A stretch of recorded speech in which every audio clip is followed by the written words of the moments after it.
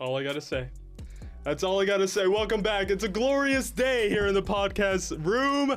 I'm your host, as always, Edgar Rodriguez. Welcome back to HTFC. Patrick, please take it away. So I'd like to start off by apologizing to Arsenal and to Edgar Rodriguez. Oh, I appreciate it. I was doubting it for the last few weeks. I was too. I was completely, making fun of you. Yep. I'd like to formally apologize.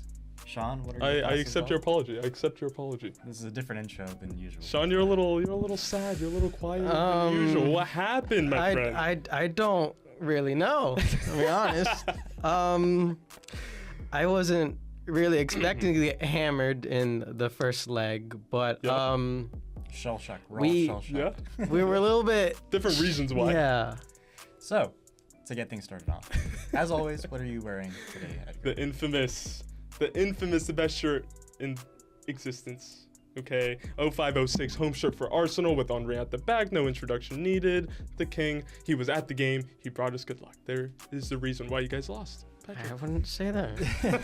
So Declan Rice was. I'm wearing Korea away 2024 jersey. Sun on the back. Beautiful. Of course, I gotta represent again. But yeah, no, I like this one. It's one of my favorites. Nice. And Sean, so this is the. You're still loyal. You're still loyal. This is the 15-16 away kit from Real Madrid when we didn't lose 3-0 in games like that.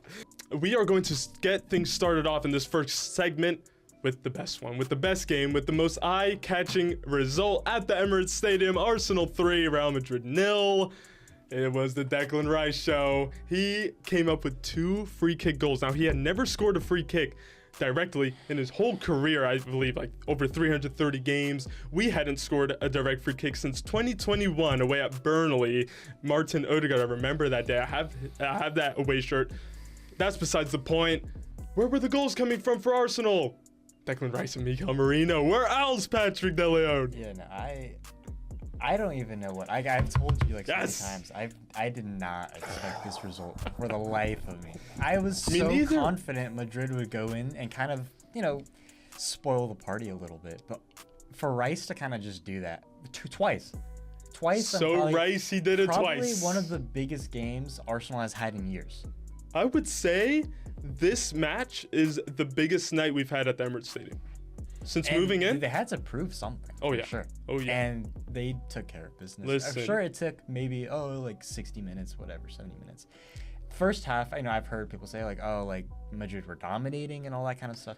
I would like to argue the opposite. Madrid did not look dangerous at all. Aside from this one, Mbappe shot, when Bellingham fed it through. Yep. Aside from that, Madrid didn't look that dangerous. I wouldn't say they dominated. I would say we were a little cautious. Sure. And that is completely fine by me. Amazing chances. Because we went, we did.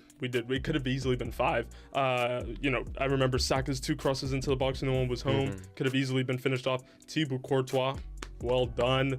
One of the best goalkeepers in the world. Double saves, triple saves, ridiculous. Sean, when that first free kick went in, I want you to take me to inside your house. What was your reaction? I mean, it was, to be fair, Declan Rice is a good technician on the ball. Yeah. So I'm not exactly surprised it went in, but kind of just to concede like that when we were kind of suffering through a period where Arsenal kind of just dominating just everywhere. It wasn't really a good thing. And then for him to do it again, kind of just do it again, yes. And even better. That second free kick, you will not see a better free kick this season. I think you have to go back years. Yeah. For the technique. For the first one, it started so wide of the post and somehow whipped it back in. It's like questionable wall by Courtois. Maybe should have had a 5th man on that side. Okay. But that second one, you can put 10 Courtois in goal. Forget about it. Not a single keeper. I literally told you this. Not a single keeper in history is ever gonna stop that. No. It's as perfect as it can get to upper corner. I have lost count of how many times I've watched it. Literally cannot do that any better. And so it wasn't only Rice, it wasn't only Merino, but Lewis Skelly at left back, 18 years old. Well, apart from Rice, man of the match for me. Just running things from left back, driving into the midfield with the ball. Ridiculous at that age, at that stage, unbelievable. And it was just a cohesive team performance. Now we go into the Bernabeu, I was telling you guys before we started, I am a little scared going to the Bernabeu with a 3-0 cushion.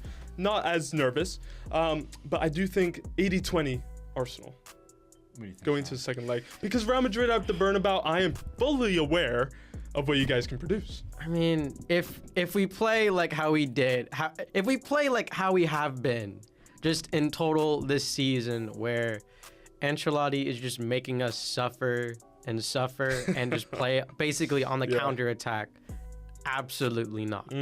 We have to basically just play different.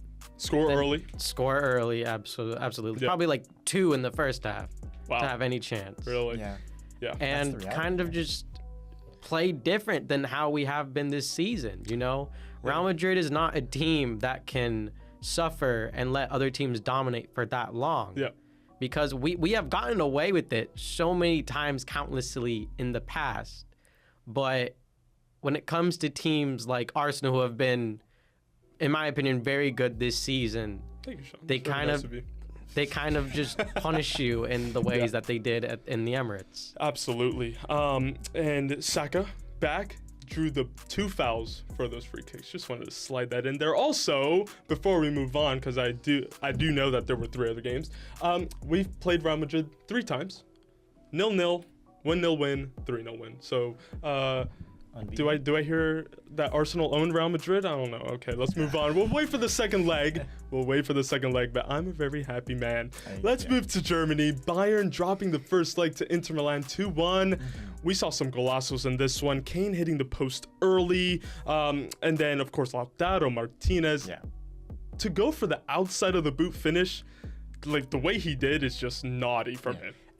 But I mean, I'm not surprised by this result, however, because I did say I have Inter having the edge over Bayern on this. So, I don't know, especially winning away in Munich. Tough place to go. That's a great result for them. They hadn't lost in 22 matches at home, Bayern, in the Champions League. There you go. Yeah. There you go. Inter, again, they're very hard to break down. Like we've said so many times. They couldn't keep a clean sheet this time around, but that just shows that even with the attacking prowess that Bayern has with Kane, Musiala, and co, Sané, of course, they just couldn't do really that much to Inter, and Inter took advantage of it. Muller equalized late on, and we thought, okay, Bayern are going to go to San Siro with a 1-1, and who knows what can happen. But Fratesi, recently his grandmother passed away, and so to score that goal was even more emotional for him.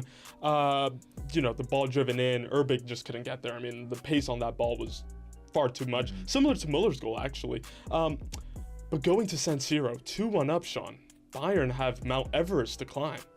I personally did have Inter as well going through, because I think just like as Inter are a well-drilled and marshaled team, they have probably one of the most consistent team structures in Europe. 100%. And while Bayern probably has like the bigger stars, Harry Kane and all of those players, in the end, it's not the better players, it's the better team who wins. Yeah. And Inter, in my opinion, are the better team.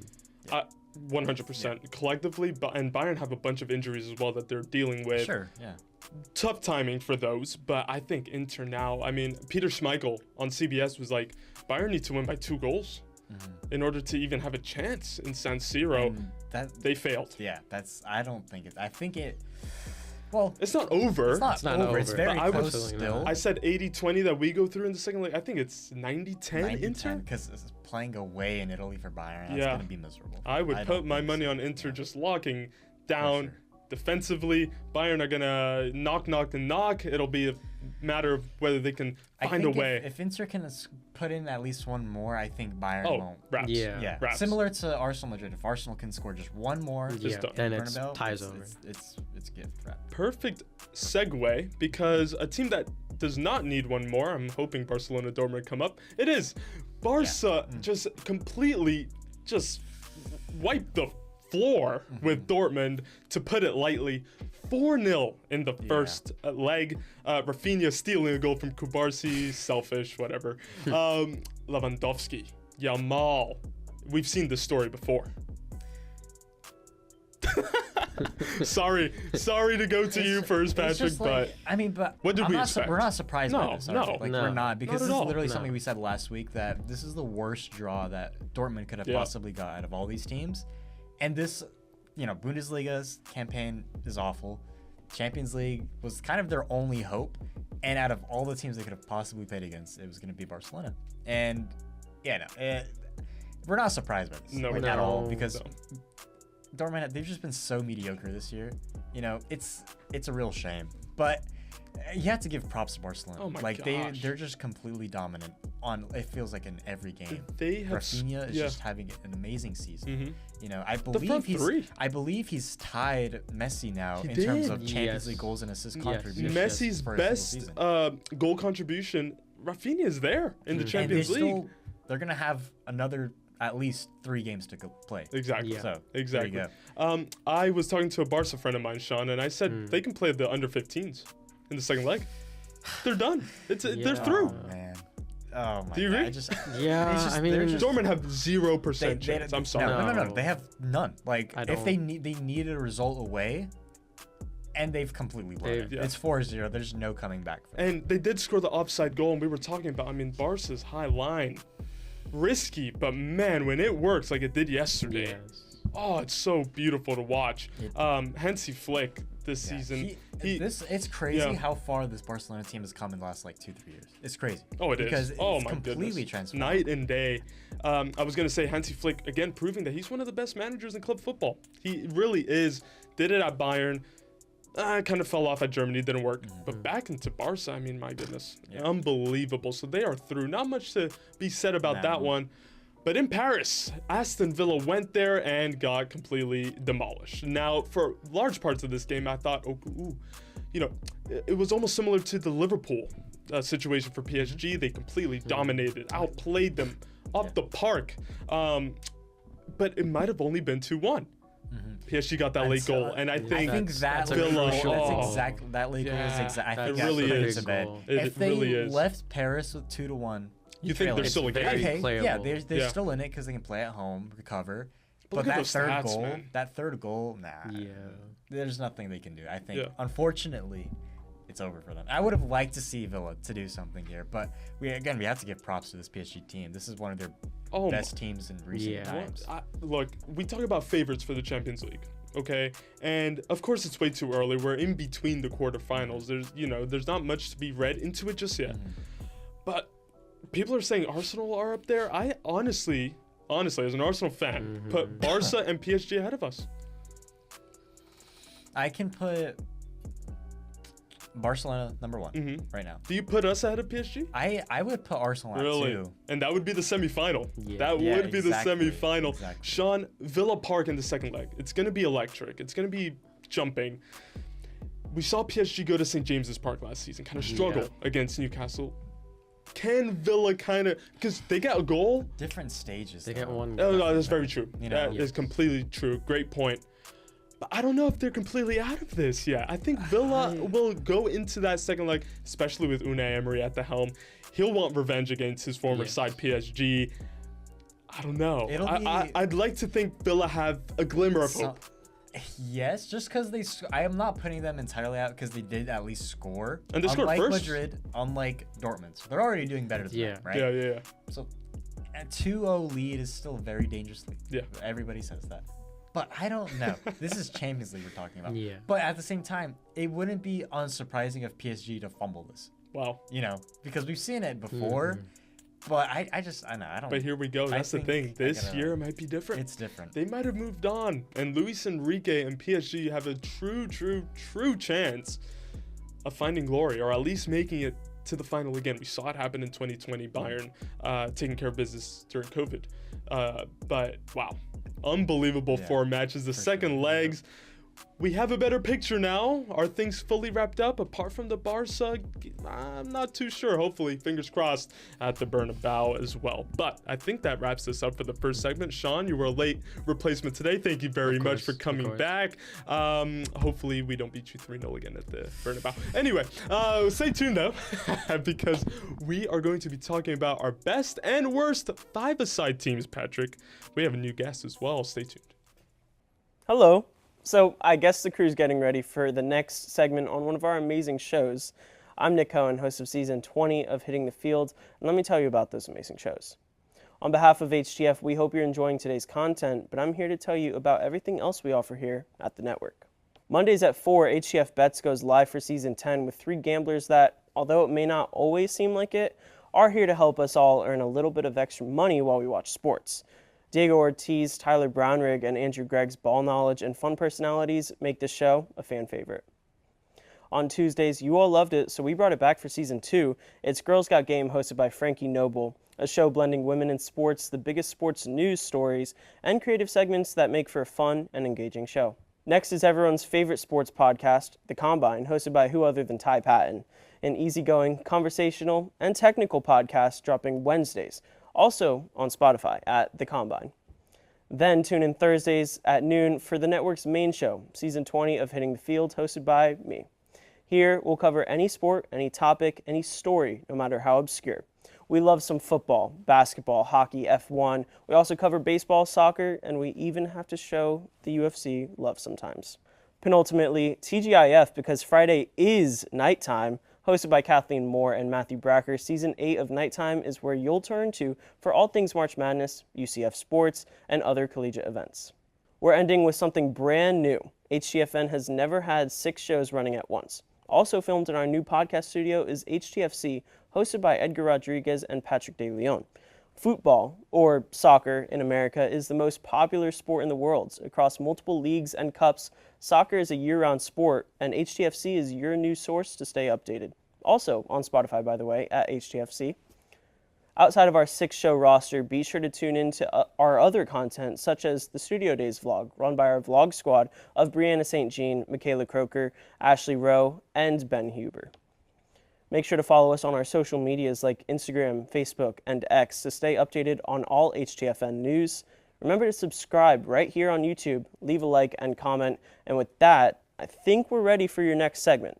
I'm Nick Cohen. Thank you for your continued support, and back to your regularly scheduled programming. And we are back just like that, and we're here with a new segment idea. Now, Patrick and I were kind of talking, okay, how can we change things up? We have come up with our 5 best, 5-a-side best team and worst teams from this season so far. And joining us is a new face on HTFC, Talan Bello. Welcome into the podcast room. Thank you. Patrick and you go way back, don't you? Yes. Yes, it was 6th grade. Wow, we got some childhood and now friends. He's at Valencia now, so there we go. We kind of just reconnected in that sense. So wonderful. I decided he would be really good to have on for a segment because we always talk soccer. We used to go out and play together. Yeah. So it's perfect. And my team would beat his team back in the day. Well, we're gonna test your ball knowledge today, Talan.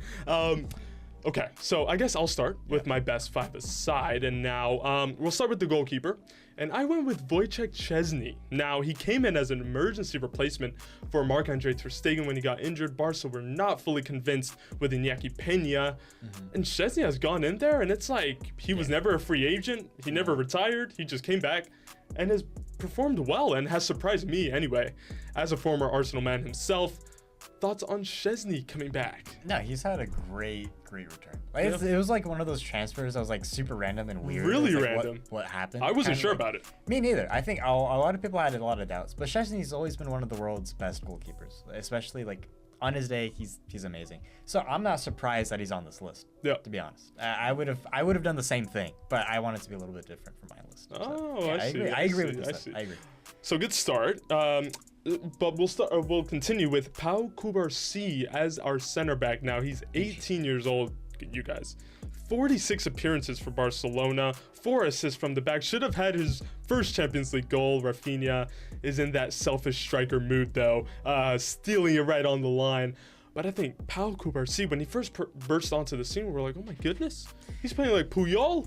And I mean, you can't say, no, of course, it's a stretch. I'm joking. But he's gone in there, and there's no one to take him out of that Barca side. You're not convinced? No. He's great. No, he's really good. I just don't think he's the best. He's been exceptional. No, yeah, for sure. It's just you're struggling with it. He's really good. I'm not taking anything away from him, but I just don't think he should be on a best five-a-side list right now. Okay. Because I don't know. I don't feel like I'm crazy for that. Talan, I think he's been consistent all year. I love Kubarsi, but I actually prefer Inigo. I think he's the mastermind behind that whole high line that they play. Interesting. You know, you see a team score a goal, and he's just not worried at all in the slightest. And it's, but I'm okay with it. I don't know. Maybe it's just because it's so weird seeing somebody so young like play so well. Well, then again, I have somebody that's younger than him so on my list. So do I.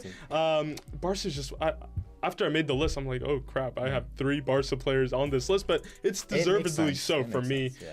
I went with one midfielder, and my one midfielder, we've spoken about him at length. Don't mean to rub it in, you guys. The Real Madrid boys are still in the room. Declan Rice. Now, okay, you'll say, is there any recency bias in this though? Not at all. Yes, there is.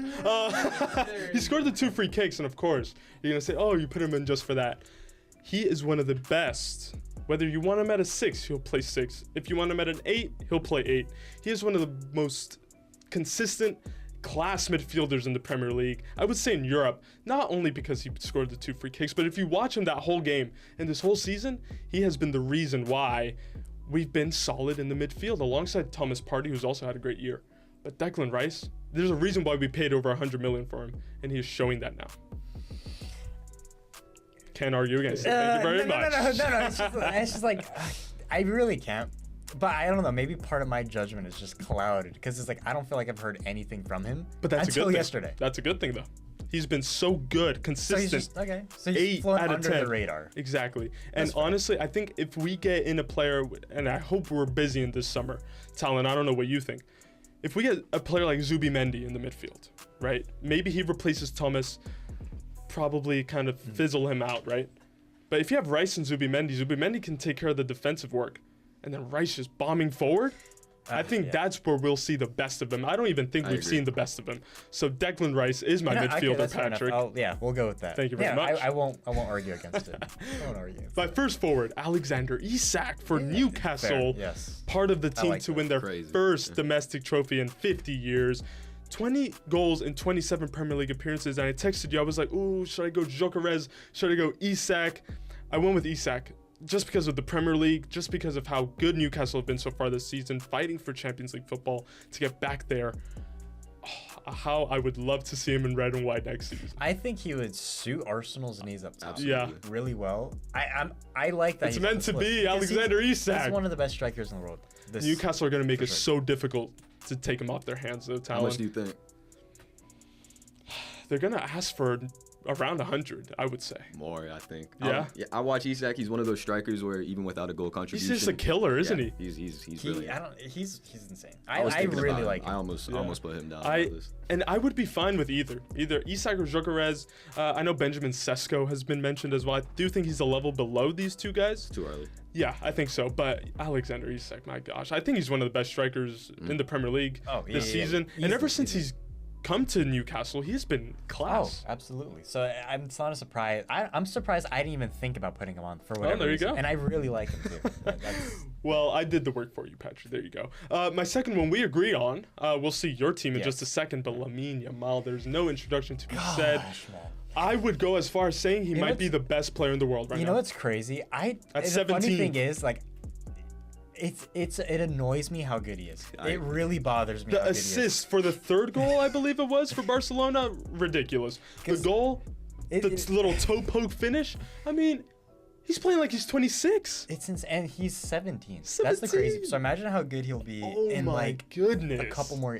What bothers me the most is that we have friends that are Barcelona supporters, right? And so from time to time, you'll just hear how annoying they get when they do something. Yeah. It's insufferable. So because of that, it's like tainted my he's so good. I just want him to suck so bad. He's made it hard to argue against. But like it's insanely, it's like he's insanely talented. You cannot argue against him. I didn't think I'd see somebody, when you saw again like Mbappe burst onto the scene, right? I was like, okay, it's gonna be a little while probably until we see somebody just as young do just as much, if not even more.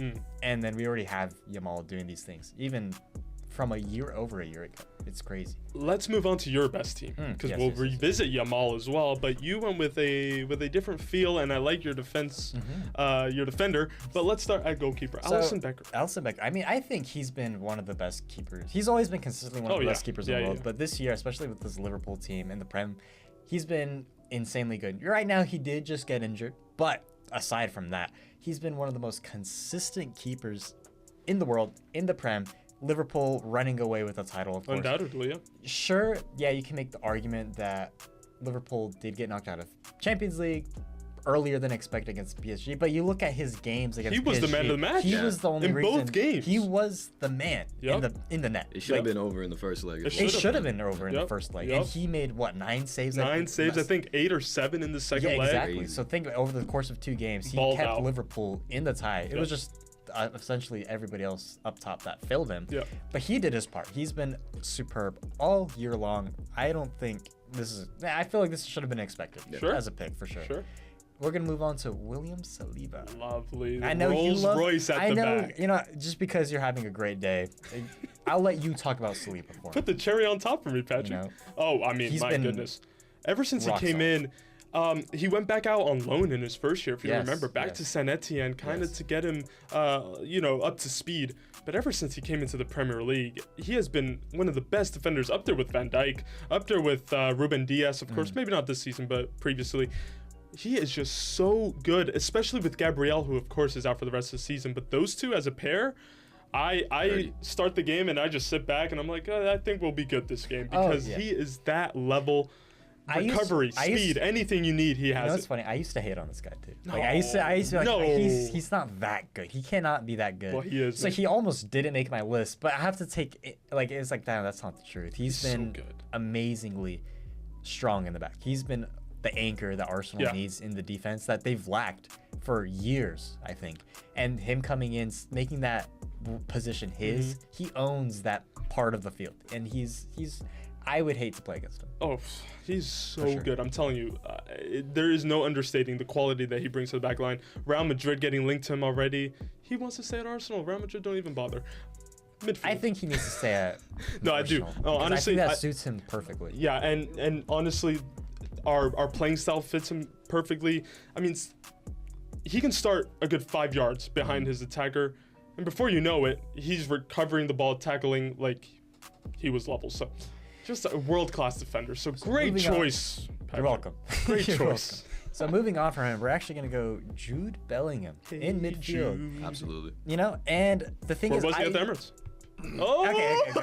Okay. Before we get started, feel free to chime in on this, Brian. I couldn't help myself.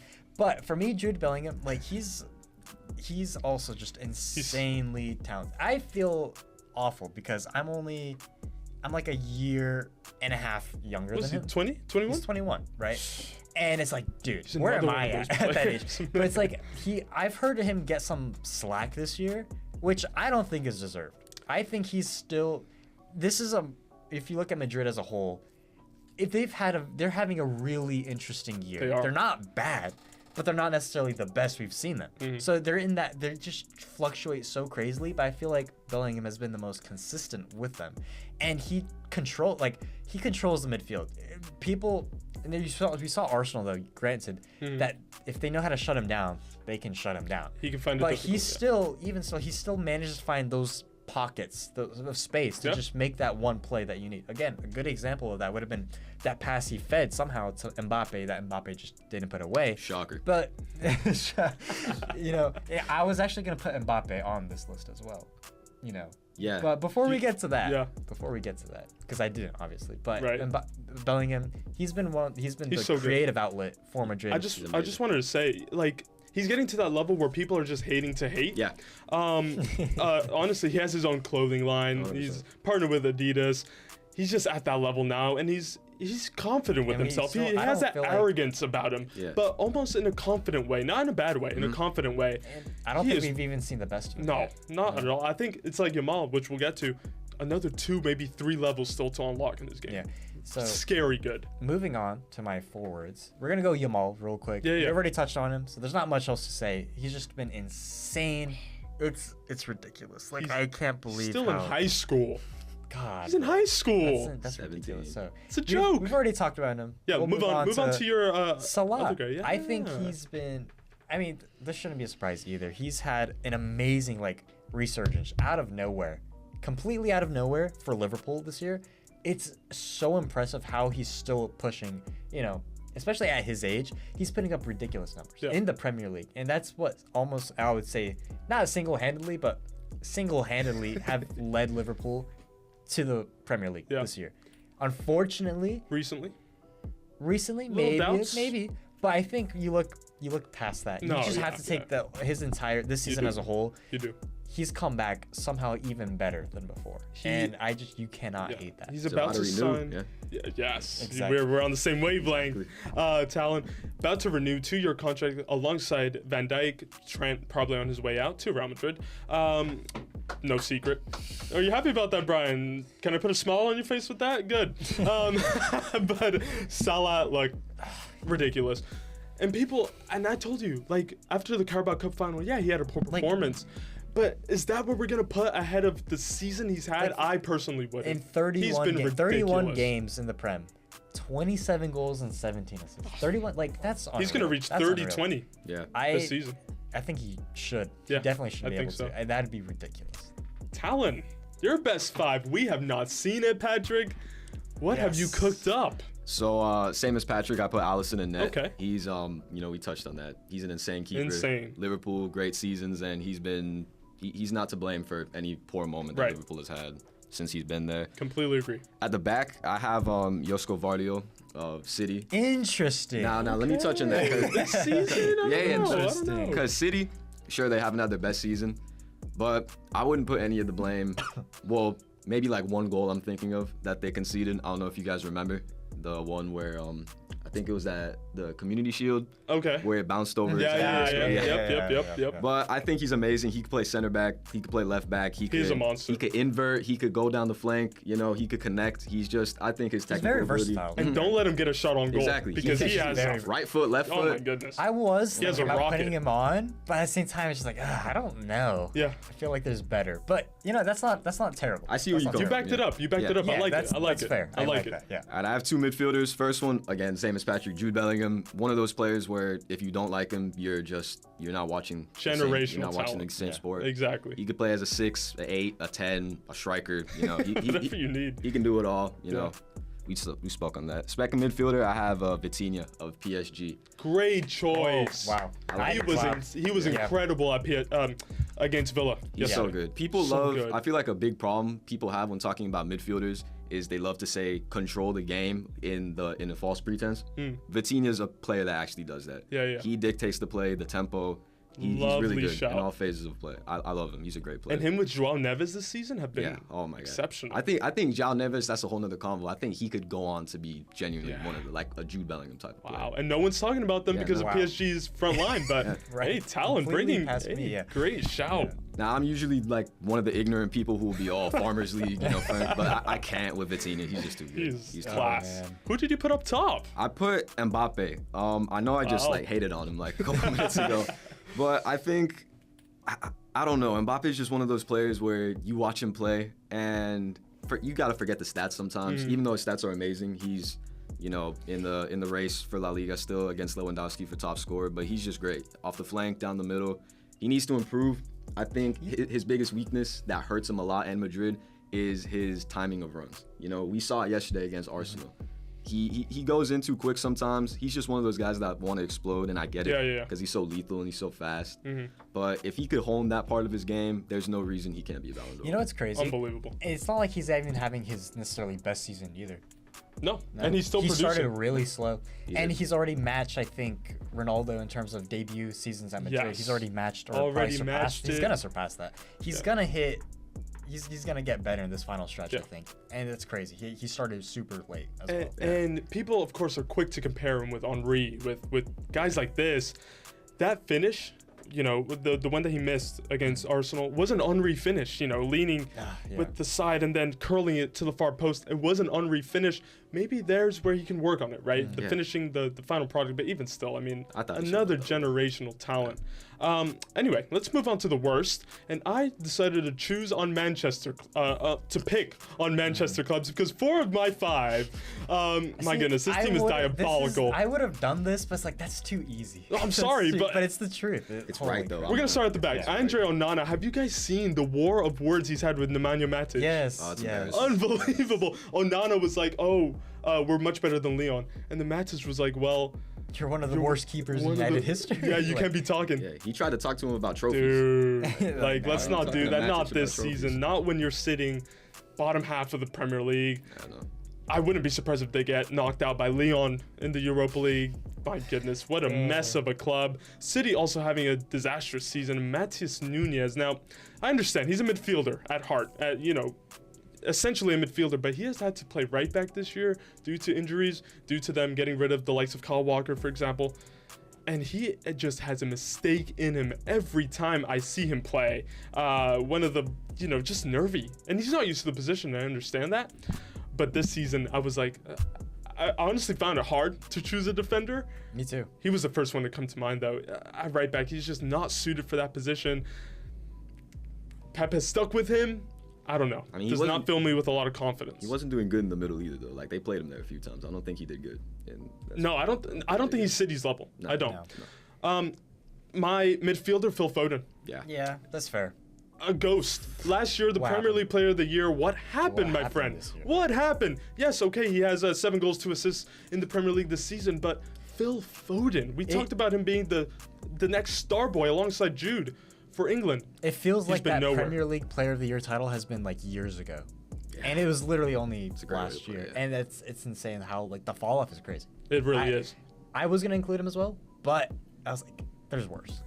There is worse in this team. Up top, Rasmus Højlund, the number 9 for Manchester United, has 3 goals in the Premier League this season.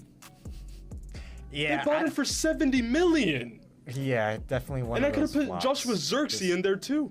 It's been atrocious. And then Darwin Nunez, Liverpool's number 9. Guess what?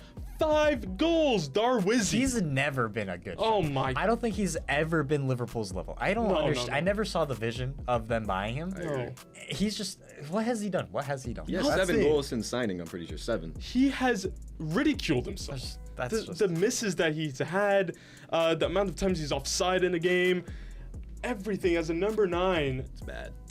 And again, a huge price tag. Maybe that put the pressure on him. But anyway, I digress. Patrick, what have you cooked up? So, me personally, I've got Aaron Ramsdale in net. Maybe that's a bit harsh because I think he is kind of. He is a decent keeper. It is harsh. He's been relegated 3 times. I feel so bad for bro. This is also one of the worst Southampton sides. One of the worst relegated sides also. It's the worst. Yeah. And I can't, unfortunately. You have to go in the list. I would have made this whole team like Southampton, Ipswich, whoever. But that would have been too easy. Ramsdale, it's a bit harsh, but he has to be on the list because you're playing for the worst team in the Premier League. Potentially in Premier League history. Potentially. They're fighting it out with Derby County. Statistically, yeah. One point, if they don't get a point in the rest of the season, they'll be the worst. They're going to get at least 1 point. If they get a point, they tie the worst. Yeah. So, my goodness, they already sacked their manager now. Ramsdale, he's got to be on. I'm sorry, but he's got to be on there. I'm going to move on to Cucurella. What does Marc Cucurella do? He has this stupid hairdo. I hate the way he runs. I hate everything about him. He's such a baby. He doesn't do anything. All he does is run, cry, lose ball. That's all he fucking does. Oh, I'm so sorry. That slipped. I'm so sorry. We'll have to bleep that out. But I'm so sorry. He just annoys me. He annoys me. He's not a good defender. Nobody can defend. Like, you cannot convince me otherwise that he's remotely a professional. I'm convinced I can be a professional. You'll have to. I'm so sorry. That slipped out. That slipped out. What does he do? Can somebody tell me what he does? No, we can't. Move on to your midfielder. Sabitzer, what does he do? He doesn't do anything either. This entire team just stinks. Sabitzer for Dortmund. Oh my God. No goal contributions this season. Where did the Sabitzer go? That was that Leipzig Sabitzer. No. Where did that go? I don't know. Where did that man go? We gotta go look for him. Even last year when Dortmund made the final, I didn't think he was still up to par. This year, Dortmund has been miserable. Sabitzer, he's been no hope at all. Creatively, he's sucked. There's nothing for. The only bright spot for Dortmund has been, in my opinion, Adeyemi, and that's it. And he's not getting the service he needs. No. And if Sabitzer was up to his game, he would be producing a lot more. Could have been that guy. Maybe I'm not saying things would have changed entirely for Dortmund this year, but man, come on, dude, you're one of the best. At a point in time, you were one of the best midfielders, I would say, for a period of time. Why are you picking on Havertz, man? Let's be so serious. For good reason. Havertz is I didn't think he was even that good at Leverkusen. Can we mention his transfer fee real quick too? Yes, absolutely. How it was north of? It was $63 million, I believe it was. Insane. So that's like 70 million pounds. And what does he do? Nothing. Granted, I do think Arsenal doesn't know necessarily how to use him. Yeah. But it doesn't matter where you stick him because he doesn't do it. He's made it difficult. He's not a number 9. He's not. He's not an 8. He's nothing. He's not a 10 at all. He's the Kukurea of attack. That's what he is. Exactly. We don't know where he plays. He's not a winger. So, like, where do we put him? And for that price, I completely agree with you. Where do you go from that? No. Like, that instantly, that was the first name I wrote, Havertz. The fact that we have Marino, and we bought him as a 6, playing striker. And he's doing a better job. Oh, like, yeah. Are you serious? Marino? Like, come on, dude. Put the 9 on his back, please. And then, lastly. I forgot about this guy, by the way. Me too. Lastly on my list, Mohamed Kudus. I really liked him at Ajax. There's talent there. There absolutely is, Yeah. but so far this season, he's played 25-ish games in the Prem. Oh, 2 assists and that is 3 goals woeful. up top. Granted, the rest of the West Ham side isn't Apart necessarily from the Bowen. best, but come on, bro. The guy with this talent should be doing so much better. So much. I didn't even, and the thing is, I wasn't really thinking about putting him on this list either. But it's like, no, but it's a good shout. It is, because it's like, come on, like we know we've seen better from him. When he was wearing that badge that you have on, Talon, he was exceptional. I like him. him. I don't dislike him as a player, but it's consistency just isn't this there. year he sucked. I feel like we have to give him some slack though. He had to play under Julian Lopetegui for half a season, who in my opinion, he's the worst manager in history. Gosh, he has failed plenty times. Fair enough. The worst manager ever. Talon, run through your team. I'll give you a few minutes. I got you. In goal, I feel like this should be universal. Robert Sanchez of Chelsea. I was gonna choose him. He's horrible. I was going to go for him. I would have done Chelsea. I have a friend who's a Chelsea fan, and he genuinely I'm concerned for him sometimes the way he texts me, and it's just bad. Like if you put him in a room with that guy, oh my God, it's gonna be bad. In defender, the worst center back of all time, Radu Dragusin. The worst center back ever of Spurs. Wow, that's really. He's the worst center back ever. He was horrible and then got injured, and he was expensive. Did Ange make him worse with his style of play? No, I think he was bad. Just I think from it was start. bad business. Really? I think it was bad business. I was considering putting a Tottenham player on, and he was gonna be on there. I was like, I don't think he's that bad. You see, I wasn't gonna pick on Tottenham because they've been so miserable this season. He's bad. Defensively, they've been a shambles. I will be surprised if Ange stays. But Dragusin, interesting. I have to put him there. I like it. I have 2 midfielders again. The first one, Yunus Musa of AC Milan. Wow. Look. I'm an AC Milan fan. I don't disagree. I'm a proud American. I hate him. I hate that guy. He texts me every game he plays. He texts me. He's like, he sends me the most vile stuff. He's like, this guy sucks. But wait, he's the worst player of all time. You do know this is the most optimistic U.S. fan in existence right here. I get it, and I understand him. And to be honest, he thinks we'll win the World Cup. Those words have never. I'll show you the video. Those words have never left my mouth. Those words never left my mouth. I got the receipts. You gotta admit, man. No. He's terrible. He has had a poor season. Yeah. Yes. And we have to put it this way. But there's worse. In his youth ranks, he captained the likes of Jude Bellingham in England on those youth teams. He was good at Valencia. I thought he was good. He was one of the best players in the midfield in the 22 World Cup. I gotta ask you, how far do you think the U.S. men's national team will make it this World Cup? I have to take this chance. They're gone the first opportunity that they're available to be gone. That's all. They have the. No, you will be coming back on HTFC. You don't understand. He's one of the biggest haters I've ever met. He hates. I don't want to hear it. He's one of the biggest haters I've ever seen. Let's not get sidetracked. The rest of your team. All right, the second. I'm gonna leave the second midfielder for last. I'm gonna talk about my attacker. I have Darwin Nunez as well. Okay. He's just he's a shambolic player. So bad. I watch him. I'm not a Liverpool fan at all. I don't care what happens to Liverpool. I watch him and I get mad. Yeah. I genuinely get mad. What does he do? How is he at a Premier League club? I don't get it. He can't do anything right as a striker. And I don't know if you guys use Twitter, But on Twitter, he posted like an AI edit of himself, and it was like the corniest thing I've ever seen. I did not see that, and I will stay not seeing that. It was bad, but okay, my last fifth pick. and final player. My last pick, and this guy, he deserves to be on this list more than anyone else. I have Pedri of FC Barcelona. Wow. He's not good. I don't think he's good. This I guy, agree with that. I agree this with guy, that. all he does, if I start turning around in my chair and start waving a Spanish flag, Barcelona will come sign me and call me the best player of all time. This guy, everyone eats games. No assists, no secondary assists, which is a stupid stat to begin with, but that's the level Pedri's at. Stupidest stat. Don't ever say that again.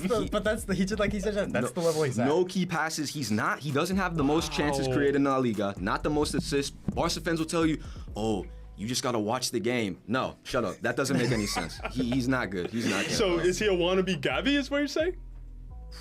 I don't even want to get to Gavi. Oh, let's not open that can of worms. I know what you're messing with right I now. think, I'll put it this way. I think Barcelona fans who dare compare him to the likes of Iniesta and Xavi, I think that's the most disrespectful thing you could do. I agree. That's a stretch. It's disgusting. That's a stretch. But listen, guys, we have gone very long on this episode, but it's been one of the most enjoyable ones. I think it's safe to say, Patrick, Talan, thank you so much for coming on, my friend. I appreciate it. I hope to see you soon. Yes. Sean and Brian, don't worry, it's all lighthearted. We're still friends. Gio, thank you very much, as always, over at the producer's desk.